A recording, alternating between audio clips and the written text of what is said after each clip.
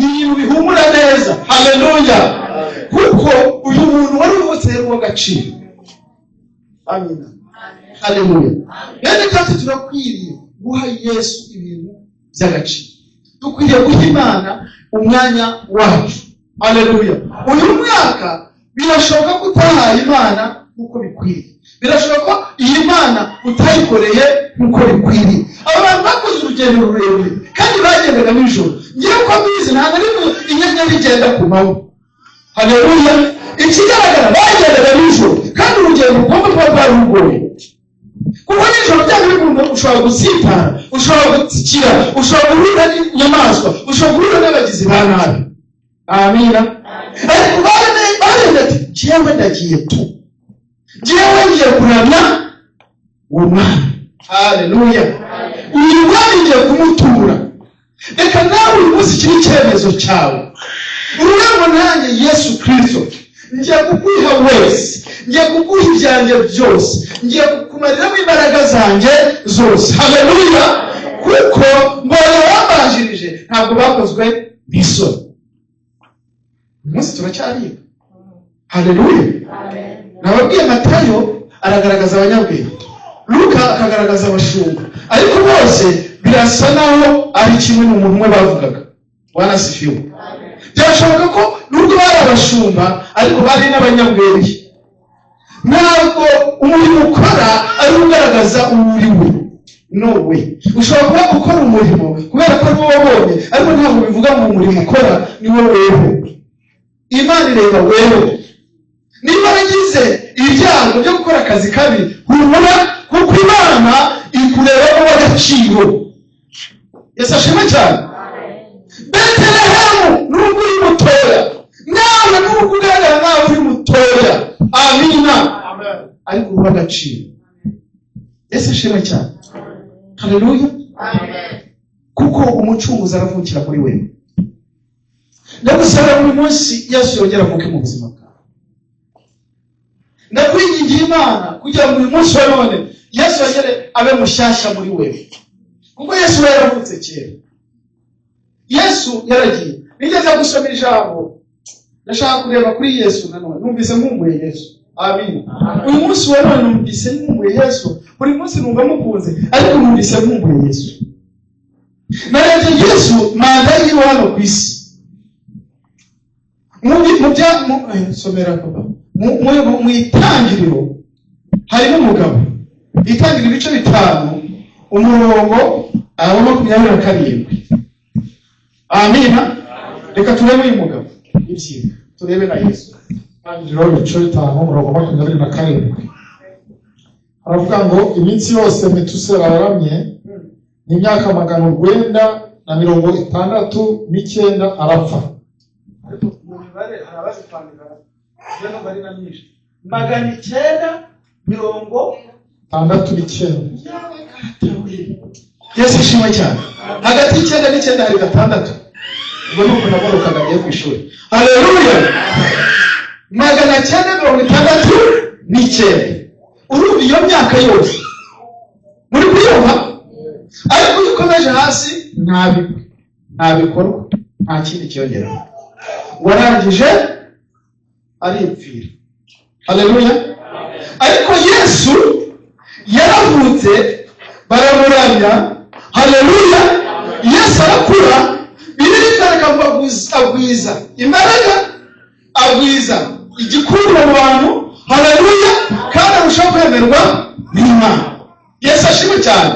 Mu mwana uko agenda akura. Haleluya. Uwo mwana yaje kugeraho akora umurimo yahamagariwe gukora. Yesu uyu nguyu tubabwira ntabwo yigeze ashaka umugore. Haleluya. Yesu uyu nguyu ntabwo yigeze yubaka hoteli. Yesu uyu nguyu ntabwo yigeze atunga isambu ngo ari igitangaza mutumve ngo Yesu ngo afite imirima myinshi, ngo Yesu ngo afite indogobe, ngo Yesu afite inka n'intama, ngo Yesu bikata.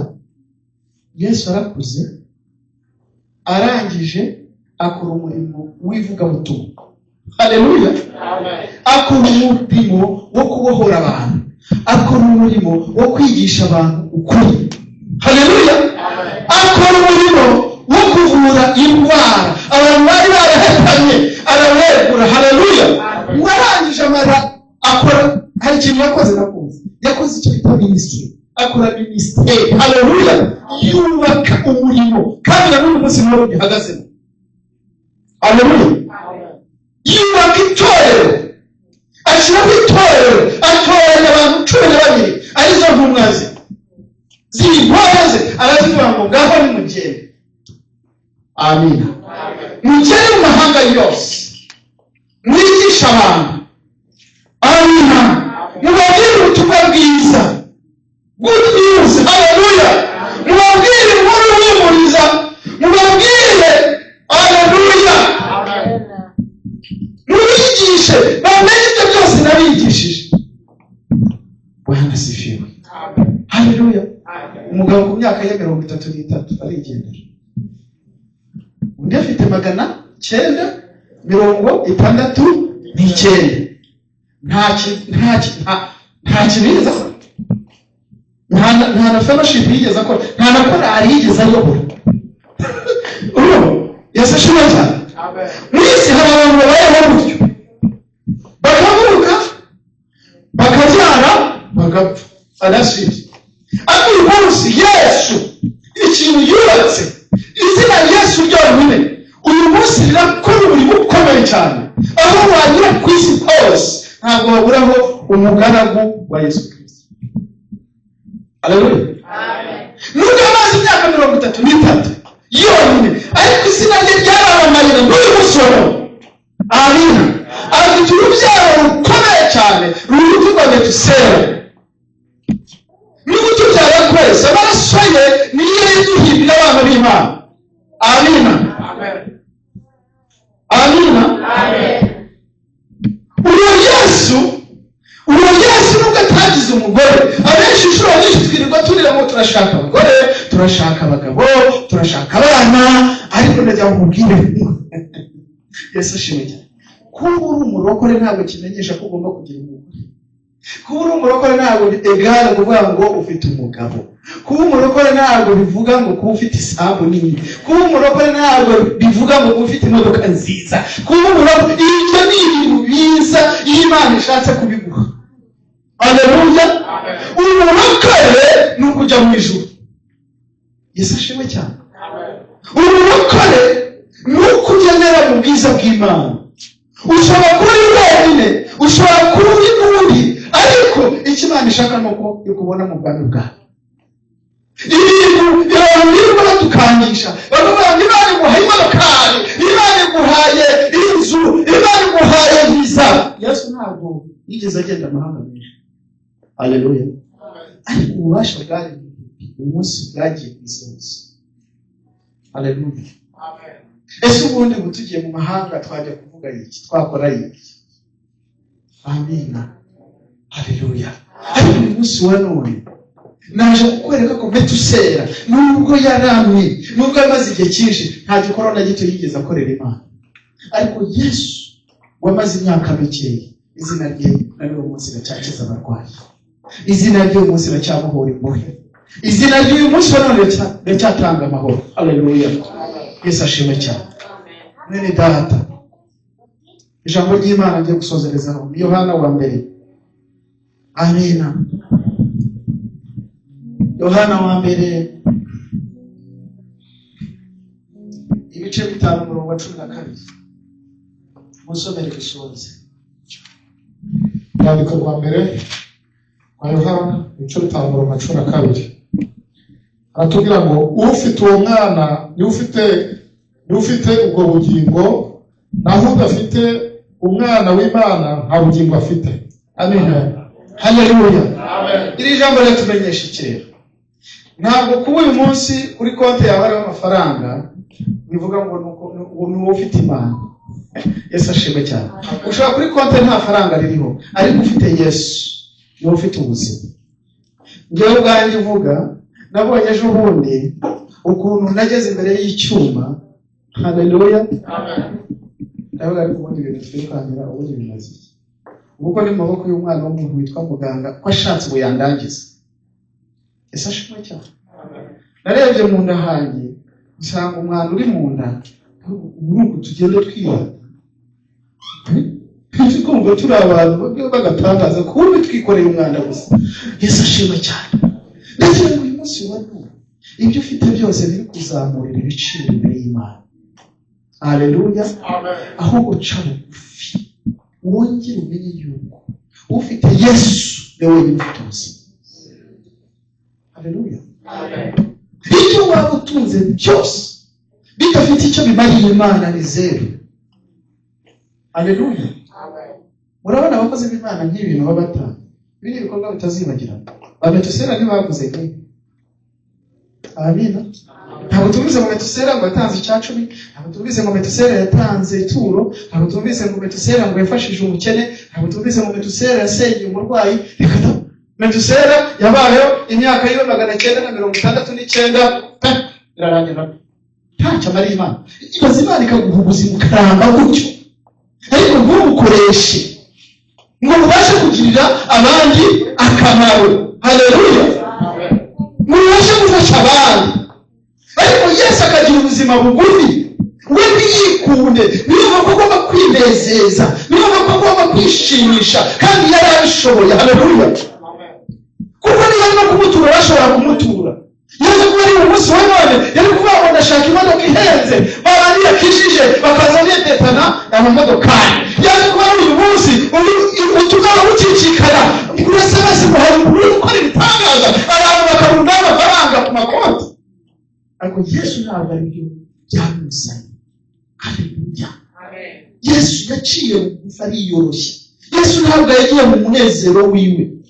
Yesu ntabwo yagiye muri ubwo bwami bwo ku isi. Yaravuze ngo ubwami bwanjye ntabwo ari ubwo bw'umurero bwo mu isi. Haleluya. Mukanda bahoro ntanga ntabwo ari nk'aya yo mu isi batanga. Yesu ashimwe cyane. Amina. Ufite umwana niwe ufite ubugingo. Ese ufite umwana mu buzima bwawe mwene data. Uri mwana w'umuntu uyu munsi Yesu Kristo. Haleluya. Uramufite cyangwa ufite ibindi byasimbuye uwo mwana. Yesu atugirira neza. Ntawe wari ukwiriye kwimura Yesu mu buzima bwawe. Agahinda ko kwimura mu Imana mu buzima bwawe. Umubabaro ntukwimure Yesu mu buzima bwawe. Reka ibyo ubona byose zicyarenze zose, imbaga, ibiraba, imburi zose z'umuyaga zikuvana ku Yesu. Haleluya. Kuko nuva kuri Yesu, Yesu nakuvamo ntabwo zizaba gifite. Haleluya. Muri Yesu no hari ubuzima. Ufite uwo mwana ufite ubuzima. Umunsi wa none mu nda yawe, mu mutima wawe wihangayikishwa n'uko kuri konti atariho amafaranga. Mu buzima bwawe wihangayikishwa ko utari gutera imbere nk'abandi. Humura. Yesu ashimwe cyane. Haleluya. Yaguhaye ubuzima, yaguhaye guhumeka, irabizi ko ukeneye kurya. Haleluya. Irabizi ko ukeneye kwambara, irabizi ko ukeneye kwivuza, irabizi ko ukeneye iyo modoka kugira ngo ikore umurimo wayo izayiguha. Haleluya. Haleluya.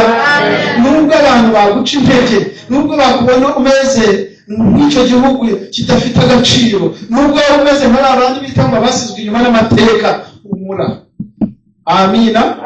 Uyu munsi wa none Yesu aze yongere akuvukire mu buzima. Kuko naba mu buzima bwawe aragumisha agaciro. Yesu araza kuguha umugisha. Yesu araza kuguha ubuzima bwiza. Umugisha si ukuramba imyaka myinshi, ahubwo imyaka umaze nicyo ikoze. Haleluya. Kuko ushobora kuramba imyaka myinshi ukayikoramo ibintu gusa. Yesu ashimwe cyane. N'icyo wakoze byose byiza bigahita bisambuka. Aho Imana kugira ngo wangize n'ibyo wakoze bishobora no kugucyura hakiri kare. Haleluya. Yesu ashimwe. Kuko Yesu ubundi urangije akazi ukomeza ugakora. Yesu yagombaga gukora akazi ke mu gihe kigufi kandi akisubirira iyo avuga. Haleluya. Nawe rero menya yuko uri hano kuri misiyo. Menya yuko uri hano ugomba gukorera Imana. Twese twaremewe gukorera Imana. Korera Imana mu izahabu ufite, korera Imana mu mafaranga ubona, korera Imana mu bwenge wabonye ku ishuri bakwigishije. Haleluya. korera Imana mu mbaraga ufite. Basore muri hano muri hano ntabwo mutegereje kuzakorera Imana ariko mumaze kumera nkatwe dushaje. Yesu ashimwe cyane. Amen. Ntabwo mukwiye gukorera Imana ariko mugendera ku kabando. Mwari mukwiye gukorera Imana mugifite ubwenge muri butyaye. Haleluya. Mwari mukwiye gukorera Imana mugifite ibigango. Haleluya. Mwari mukwiye gukorera Imana mugishobora gukorera amafaranga. Ayo mafaranga akazamura ubutumwa bwiza. Yesu ashimwe cyane. Haleluya. Narangije. Ufite uwo mwana ni ufite ubuzima. Ufite uwo mwana ni ufite ubugingo. Iyi Noheli ntabwo yagenze nabi, yagenze neza pe. Kuri twebwe cyane by'umwihariko. Tekereza yo Noheli dusanga muri Afurika. Sibyo? Uzi ukuntu muri Afurika baba bafite ibibazo. Tekereze Afurika ni bangahe ushobora kubuvana mu bibazo. Yesu ashimwe cyane. Gerageza byibuze ufashe umuntu. Haleluya. Amen. Niba ari n'akawungu kamwoherereze. Haleluya. Ntawe gushinza abantu bose ko nawe ntabishoboye. Ariko gerageza ugire ikintu utanga nawe. Uhera abandi. Haleluya. Kuko nawe Imana agukuye hariya. Ntacyo watanze. Yesu ashimwe cyane. Kuko ubwo butunzi Imana niyo yaguhaye ishatse yabugira ite? Yabukwaka. Umurimo w'Imana ntutindire. Uzi ko abantu bazi kubaka amazu yabo vuba vuba bajya kubaka inzu z'Imana bakadindira. Ibugande narumiwe cyane. Ugasanga abantu azamuye inzu nk'igihumbi.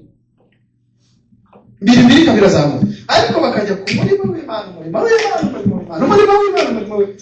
Ukamara imyaka, ukamara ibihumbi by'imyaka. Pastor umagapfa akazajya ubundi ngo barashaka kubakuza. Kumva amafaranga baratanga bigira. Imana itubabarire. Haleluya. Ariko uyu munsi wa none mureke dukorere Imana.